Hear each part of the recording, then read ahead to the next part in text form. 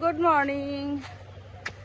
তো সকাল সকাল বাইরে গেলাম হাঁটতে, হাঁটা শেষ প্রায় 7টা বাজে। ওই আং থাকা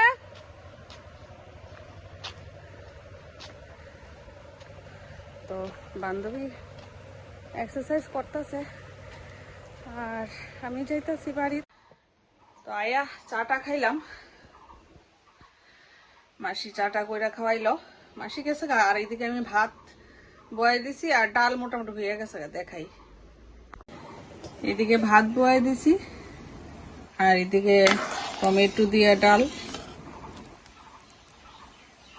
এদিকে সবজি কিছু বাই করে রাখছি।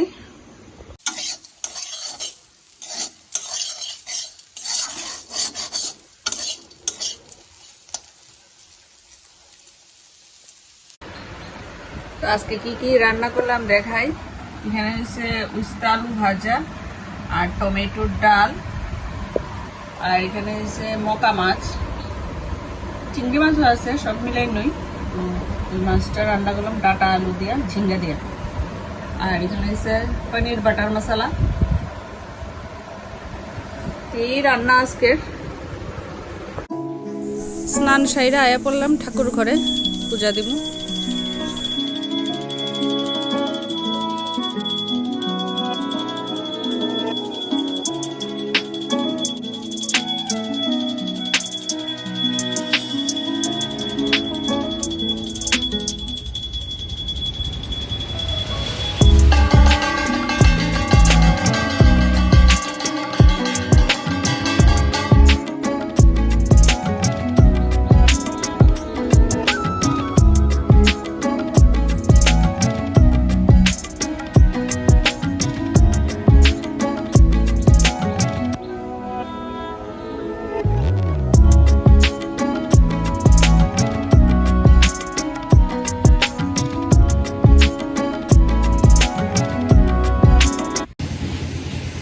আমরা গাছের বড়ই শুকানো হইতেছে, আরো অনেক বড়ই রয়েছে গাছে।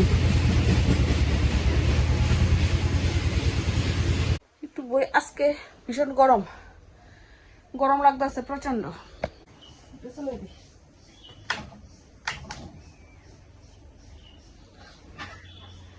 ফ্যানটা চালাইয়া বইলাম। আজকে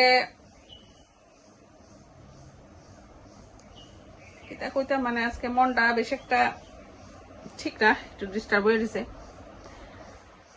আমি ক্ষমা কইরা দেই, মনে থাকে ঠিকই, সবই মনে থাকে, তারপরে অ্যাডজাস্ট করে নিই। মানে অন্যরা ভাবে আমি আসলে একদম দুর্বল, তারারে ছাড়া আমার চলে না, অথচ তারারে দিয়ে কিন্তু আমার কোনো লাভ হয় না, 1 পয়সারও আমার লাভ নাই। অনেক ভাবার পরে এই সিদ্ধান্তটি নিলাম যে সমস্ত মানুষ মানে স্বার্থ ছাড়া কিছু বুঝে না, সম্পর্কের মর্যাদা রাখতে পারে না, ওই সমস্ত মানুষরা আছে না, আমার জীবন থেকে ডিলিট করে দিলাম।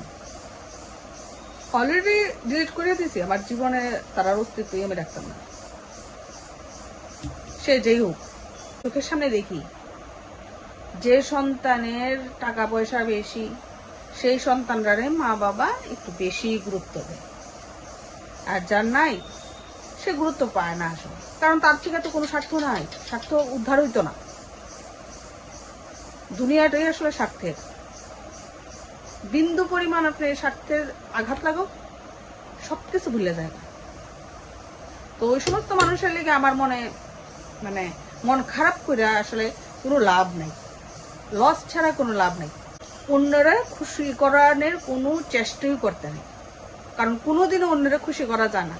অন্যরা খুশি করতে হলে মরতেই তো, মরলে সে যত খারাপই হোক তখন তার গুণের শেষ হইতো না। সবাই আহ, লোকটা কত ভালো আসলো।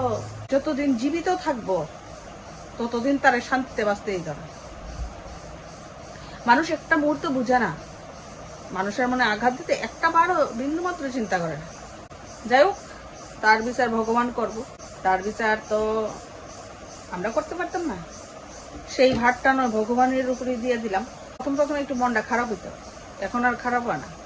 কারণ কিছু মানুষের নেচারই থাকে এরকম, স্বার্থ হইলে কাছে আইব, স্বার্থ উদ্ধার হয়ে গেলে গা ভুলে যাবো গা, বা স্বার্থের মধ্যে আঘাত লেগে গেলে গা ভুলে যাবো গা যে কি কি করা হয়েছে তার লেগে। আমি একসময় আসলে মানে মানুষকে খুশি করার করতে খুব মানে চেষ্টা করতাম যে তারা খুশি হইব, তারা মানে হয়তো আমার ভালো পাইব।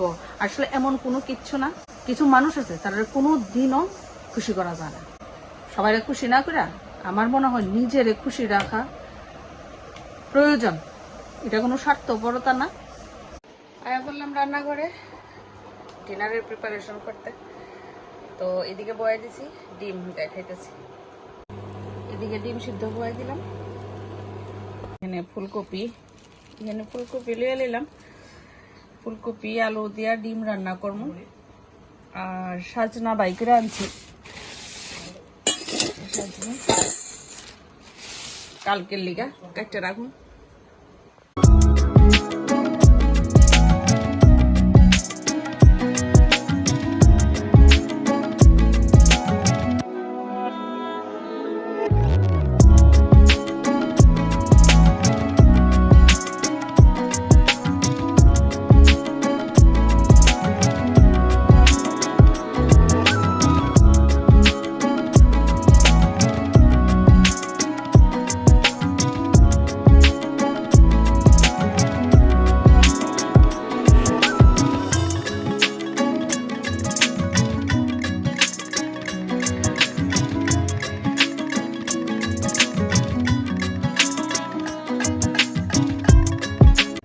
আমার ডিনার মোটামুটি রেডি, কিছুক্ষণ পরে খাওয়া দাওয়া হইব।